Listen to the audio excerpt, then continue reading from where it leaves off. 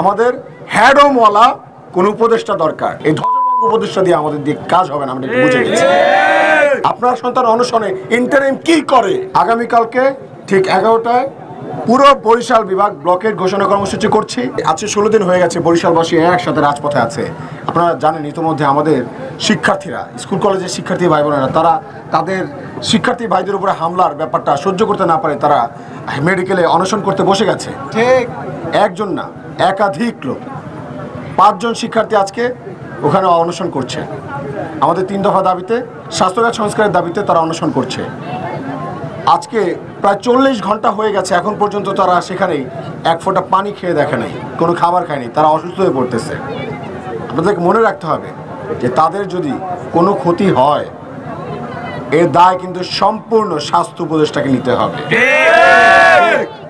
স্বাস্থ্য উপদেষ্টাকে আমরা বলতে চাই অতি দ্রুত বরিশালে আসেন, এসে সরেজমিনে তদন্ত করেন, দেখেন, প্রয়োজনে উত্তরবঙ্গে যান, রংপুরে যান, সিলেট যান, চট্টগ্রাম যান, সব জায়গায় যান, গিয়ে দেখেন সবগুলো হাসপাতালে কী অবস্থা, উপজেলা কমপ্লেক্সগুলোর কী অবস্থা, ক্লিনিকগুলোর কী অবস্থা।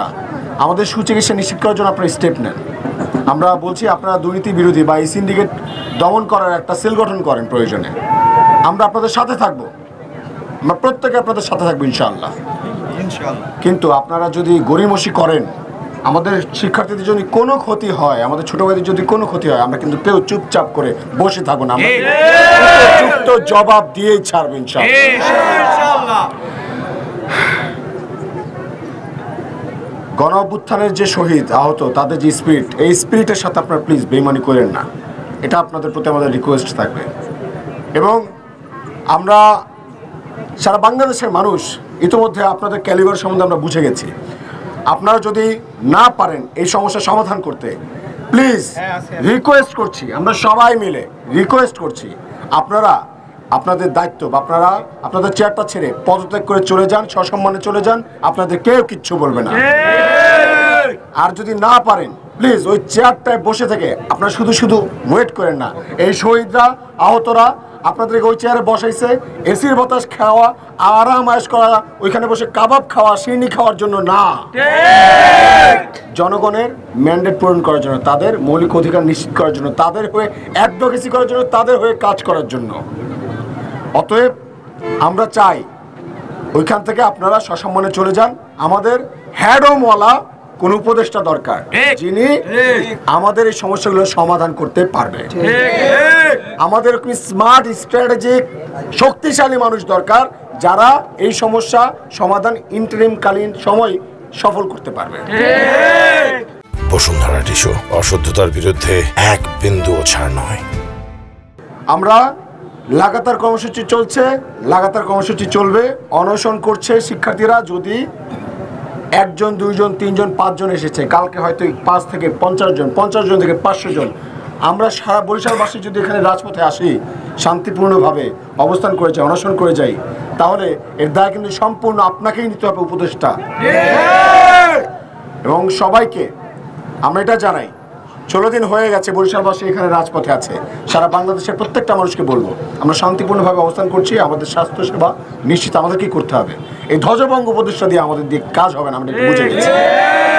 আমরা বুঝে গেছি এরা আমাদের যে ম্যান্ডেট, আমাদের যে মৌলিক অধিকার, এটা নিশ্চিত করতে পারবে না। তাই সসম্মানে তাদেরকে আমরা বলছি, আপনারা পদত্যাগ করে চলে যান। এবং যদি না করেন, আমাদের লাগাতার ব্লকেট কর্মসূচি চলছে, আমাদের লাগাতার ব্লকেট কর্মসূচি চলবে। এবং আমাদের কোনো শিক্ষার্থীর যদি কোনো ক্ষতি হয়, তাহলে স্বাস্থ্য উপদেষ্টাকে উপযুক্ত জবাব জনতাই দিয়ে দেবে। আগামীকালকে ঠিক 11টায় পুরো বরিশাল বিভাগ ব্লকের ঘোষণা কর্মসূচি করছি, এখান থেকে ঘোষণা করছি। আমরা এখন চলে যাব, আমাদের যে শিক্ষার্থীরা অনশনে বসে আছে, আমরা তাদের কাছে চলে যাব।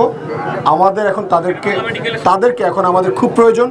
বরিশালবাসীকে এখন খুব প্রয়োজন, প্রত্যেকটা বাবা মাকে খুব প্রয়োজন। বাবা মায়েরা শোনেন, আপনাদের সন্তান অনশনে, আপনার সন্তান অনশনে ইন্টারিম কি করে? ইন্টারিম কি করে? আমার ভাই অনশনে ইন্টারিম কি করে? আমার ভাই অনশনে ইন্টারিম কি করে? ইন্টারিম কি করে? আমার ভাই অনশনে। তাই অতি দ্রুত আমাদের সমস্যা সমাধানের জন্য বরিশালে আসুন উপদেষ্টা। আমরা চাই আপনি সমস্যার সমাধান করুন। এর চাইতে আমাদের বেশি কোনো চাওয়া পাওয়া নাই। সারা বাংলাদেশের মানুষ আপনারা প্রত্যেকে যার যার অবস্থান থেকে, আমরা কিন্তু আমাদের ছোটো ভাইদেরকে ডেকে আনিনি, তাদেরকে আমরা চিনিও না।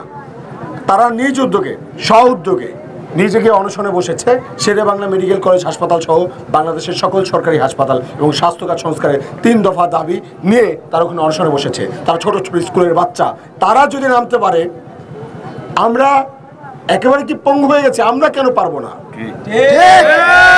এটাই এখন আমাদের প্রশ্ন। এই প্রশ্ন রেখে সারা বাংলাদেশের মানুষকে আমরা বলছি, যদি সম্ভব হয় আপনারা প্রত্যেকে নিজ নিজ এলাকায় আপনারা আন্দোলন দুর্গ গড়ে তুলুন, আমাদের স্বাস্থ্যখাত সংস্কার করে আমাদের মৌলিক অধিকারগুলো নিশ্চিত করে তারপর আমাদেরকে এখান থেকে যেতে হবে। এর আগে আমরা কোনোভাবে আমাদের রাজপথ ছাড়ছি না। আমাদের এই সংগ্রাম আমাদের এই সংগ্রাম আমাদের এই লড়াই আমাদের অনশন আমাদের এই আন্দোলন চলছে চলবে।